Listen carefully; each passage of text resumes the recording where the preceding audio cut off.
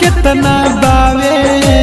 प्यार करेले हमसे बड़ी मिले जाले गावे जो बोले देखना हमार चेहरा पगली चैन कहीं ना पावे जो बोले देखना हमार चेहरा पगली चैन कहीं ना पावे।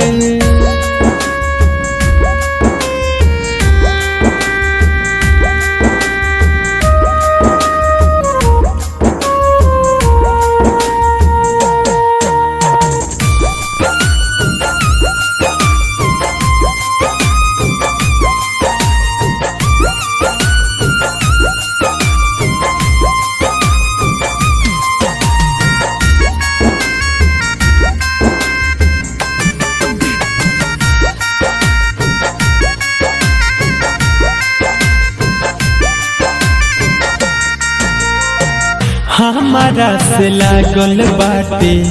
ओकरा प्रीतिया झूमी झूमी गावे खूबे प्यार वाला गीतिया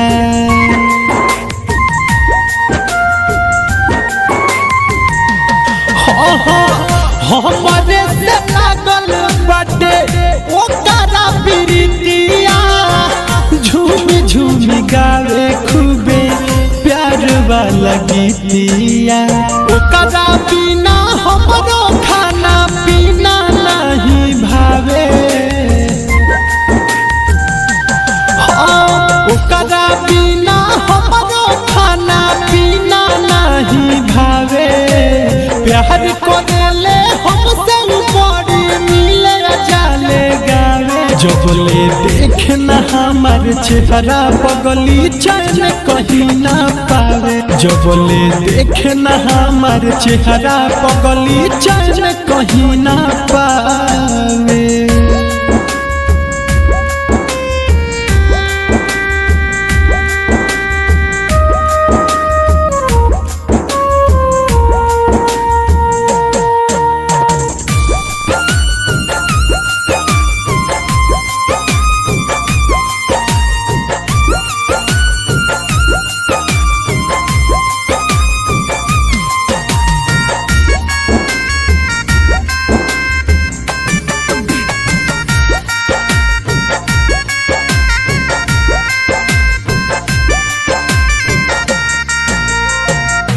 बिया बसवले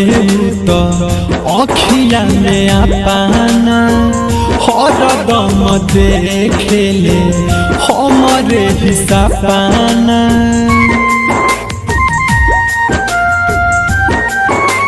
हो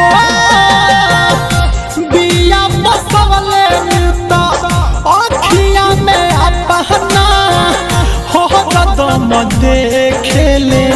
हमरे हिस्सा पाना सुनो से सोनाथ दीपकवा के नाम को भुलावे सुनो ये मनोज दीपकवा के नाम को भुलावे